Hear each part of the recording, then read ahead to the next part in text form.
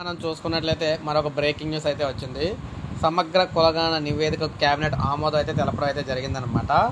సమగ్ర కులగణన ఎస్సీ వర్గీకరణ నివేదికలకు తెలంగాణ మంత్రివర్గం ఆమోదం తెలిపింది. సీఎం రేవంత్ రెడ్డి అధ్యక్షతన అసెంబ్లీ హాల్లో సుమారు 2 గంటల పాటు కేబినెట్ భేటీ కొనసాగింది.